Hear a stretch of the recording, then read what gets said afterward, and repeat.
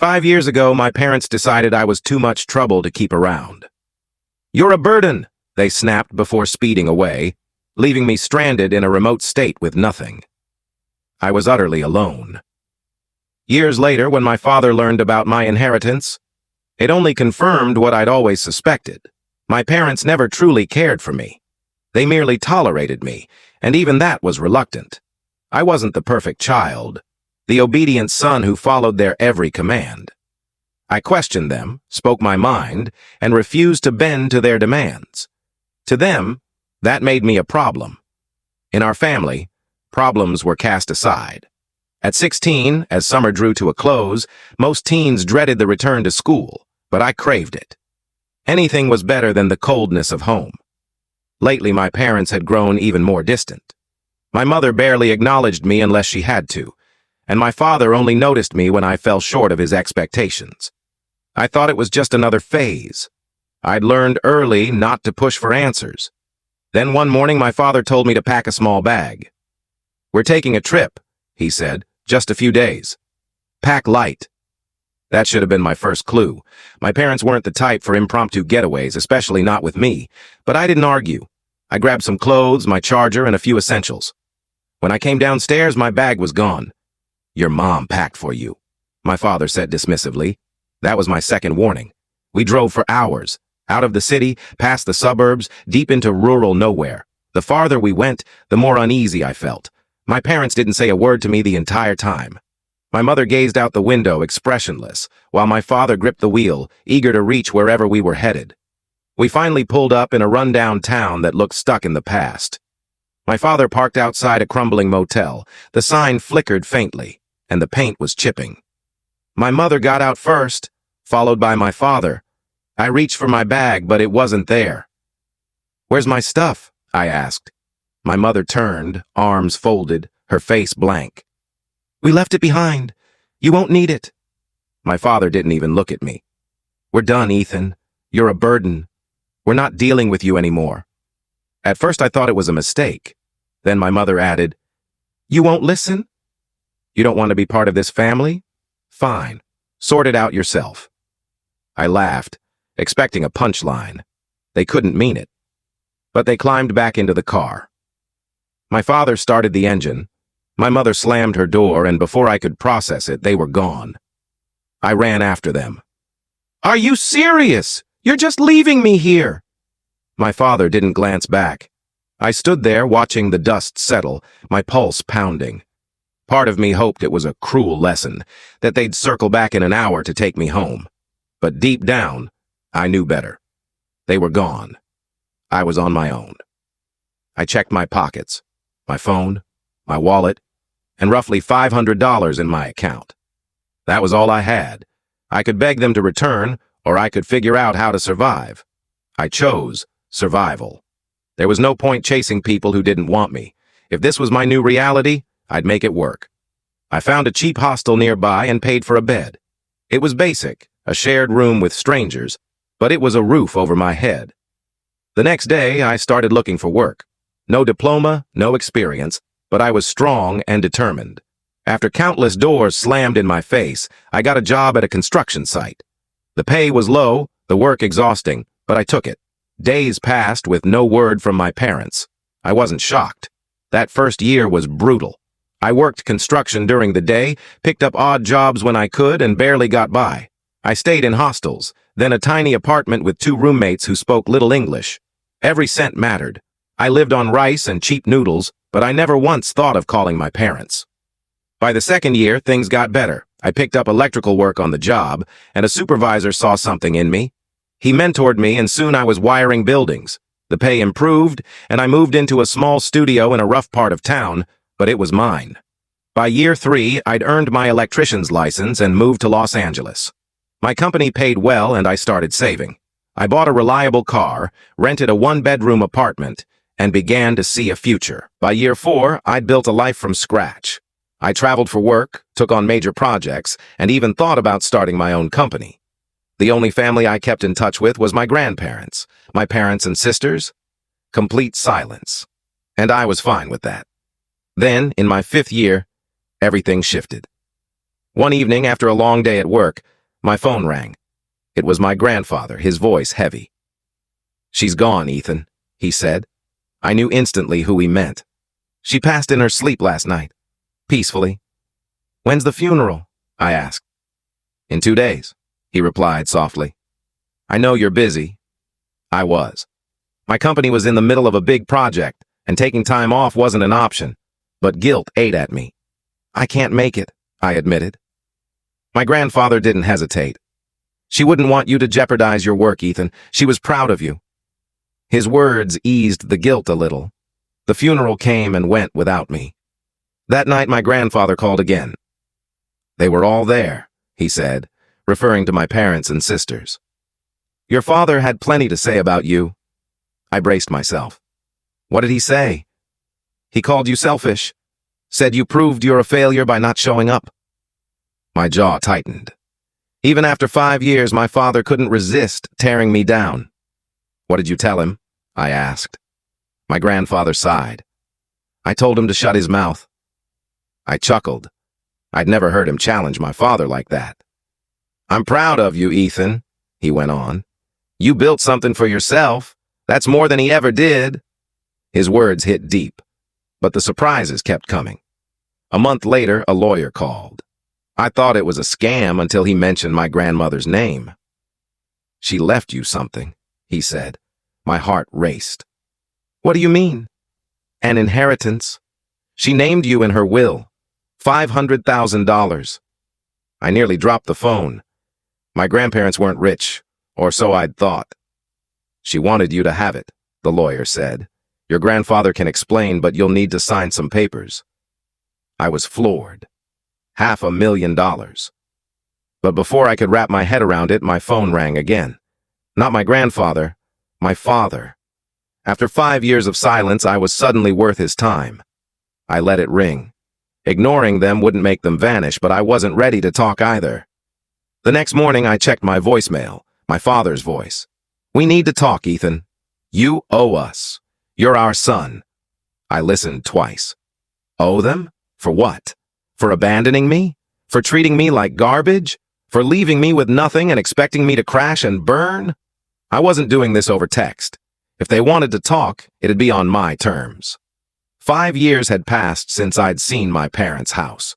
Driving down that street felt like entering a bad dream. The same worn-out driveway, faded paint, and overgrown lawn, only worse. A beat-up car I didn't recognize was parked outside. When I knocked, my mother answered after a long pause. She looked older, more tired. But when she saw me, her lips curled into a smug smirk, as if my presence meant I'd caved. "Finally came to your senses," she said, stepping aside. I walked in, taking in the scene. The house felt smaller, more cluttered. My older sister, Sarah, sat on the couch, arms crossed, her husband next to her, staring at his phone. Their young daughter played with tattered toys on the floor. My father stood in the kitchen doorway, eyeing me like I was a stranger. No one looked happy to see me. I leaned against the wall. "All right, I'm here. What do you want?" My father snorted. "What do we want? You're our son, Ethan. Families help each other." I stared at him. "Since when? Where was that rule when you left me behind?" Sarah sighed loudly. "Are we really going over this again? That was 5 years ago." I gave a cold laugh. "Yeah, 5 years of nothing. No calls, no concern. But now I've got money and suddenly I'm family." "We raised you for 16 years, my father growled. "You think that was cheap?" I blinked. "So I owe you for being born?" He stepped closer. "We fed you, clothed you, put you through school." "I didn't ask to exist," I shot back. "You chose to have me. You don't get to play victims." My mother jumped in. "You wouldn't have survived without us." I shook my head. "You treated me like a nuisance my whole life, ditched me with nothing, and now you think I owe you because I didn't fail? You wanted me to fail." My father's eyes narrowed. "Watch how you talk to us." I laughed.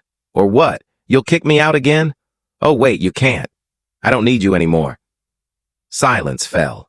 Sarah shifted uncomfortably. Even her daughter seemed to feel the tension. Then my father changed his approach.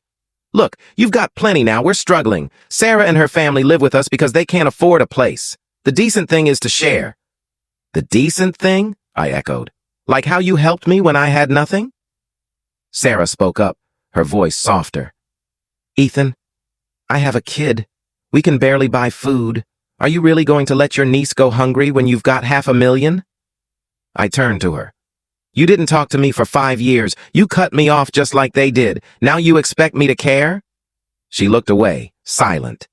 My mother spoke again, her tone sharp. "If you don't help, we'll tell everyone what kind of son you are. Selfish, ungrateful, abandoning your family." I froze. "Are you threatening me?" She raised her chin. "People deserve to know the truth." I stared, then smiled. "Tell whoever you want. I don't care." My father's face darkened. "You're selfish." "No," I said evenly. "I'm finally choosing myself, something you never allowed." I turned to leave, then stopped. Looking around the rundown house, I added, "You were right about one thing. Family does support each other." Hope flickered in their eyes until I continued. "I'm buying a house, a nice one. Grandpa's moving in with me. Sarah, you and your family can come too." Sarah's head snapped up, stunned. My parents' faces twisted in confusion. "You mean us too?" my mother asked. I looked at them. "Number, you stay here." My mother paled. "You wouldn't." I smiled. "I would, because I don't want you to be a burden." They stammered, but I was already walking out. Leaving that house, I felt lighter than I had in years. For the first time, I held the power. I hadn't just stood up to them. I'd turned their own tactics against them. They'd abandoned me when I needed them most. Now, I was walking away. But I wasn't finished. That night, my grandfather called, chuckling. "Heard what you did. Too far?" "Think I overdid it?" I asked. "Not far enough," he replied. "Your father's been ranting all night. Thought I'd take his side." "And?" I asked. "I told him I'm proud of you." His words warmed me. Then his tone grew serious. "But there's something you should know." My stomach tightened. "What?" "They're in worse shape than you think. Your father made terrible investments years ago. Lost it all. That's why Sarah's with them. They can't afford anything." I frowned. "So they need me?" "They're desperate, Ethan. That's why they're trying to guilt you." I processed that. This wasn't just greed, it was survival, and I'd just shut them out. "Good," I said. But then he added, "There's more. Sarah came to me after you left. She was upset, not just about the money, but everything. She regrets shutting you out." I paused. "You believe her?" "I think she's starting to see how they've controlled her. And I think she's scared." That caught me off guard. The next night, Sarah texted, "Can we meet?" I considered ignoring it, but agreed to hear her out. We met at a diner. Without our parents, she seemed different, less guarded, more open. "You were right to call me out," she said, stirring her coffee. "I believed them when they said you were the problem, but I see now they were manipulating me too." I studied her. "Why say this now?" She looked at me. "Because I don't want to be like them. I'm leaving. Me, my husband, and our daughter. I don't want them controlling her life." For the first time, I saw Sarah wasn't just going along with them. She'd been trapped too. "Where will you go?" I asked. She hesitated. "I'm not sure yet." I took a deep breath. "If you mean it about breaking free, come live with me." Her eyes widened. "Ethan, I meant what I said. I'm buying a house. Grandpa's moving in. You and your family are welcome. But not them." Tears filled her eyes. She nodded slowly. "I'd like that." The next day, Sarah packed up and left. When our parents found out, they lost it. My father called, yelling, "You stole her from us!" "No," I said calmly. "You pushed her away just like you did me." My mother's voice came through, shrill. "You're tearing this family apart." "No," I corrected. "I'm saving the parts worth keeping." Then I hung up. For good. 6 months later, I stood on the porch of my new home watching the sunset. It was more than I'd ever imagined. A spacious house outside Los Angeles, with room for everyone. Grandpa had the master suite. Sarah, her husband, and their daughter had their own space upstairs. For the first time, I had a home that felt like mine. It wasn't just a house, it was a new beginning. At first, I expected my father to show up, demanding another chance. He never did. Maybe his ego wouldn't let him. Sarah said they kept trying to guilt her into going back. "They call constantly," she told me one evening on the porch. "And?" I asked. She grinned. "I don't pick up." For the first time in years, she looked happy. She'd found work, her daughter was doing well, and she and her husband were building a life free from our parents' grip. Grandpa was thriving too. "Should have moved in with you years ago," he teased one afternoon, relaxing in a lawn chair. He'd been hesitant at first, not wanting to impose, but he wasn't a burden. He was family, the only one who'd ever truly had my back. One night, an unknown number texted. "Mom here. We just want to talk." I stared at it, then deleted it. I wasn't angry anymore, but I wasn't letting them back in either. They'd made their choice. I'd made mine. I turned off my phone and went inside, to the family I'd chosen. Update. Life's been better than I could have dreamed. Work's steady, Grandpa's content, and Sarah's family is flourishing. Sometimes it feels unreal, going from nothing to this. A home, stability, a family that lifts each other up. I hadn't thought about my parents in months until last week. An old neighbor called. "Not sure if you care," he said, "but your parents lost their house." I paused. The bank had foreclosed. They'd left town in a rush. For a moment, I felt something, not sympathy, just a strange detachment. 5 years ago, they thought they could discard me without consequences. Now they had nothing. I told Sarah later. She shook her head. They brought this on themselves. She was right. They'd had choices just like I did. And now they were facing the consequences. I didn't ask where they'd gone. I just said, "Thanks for telling me," and moved on.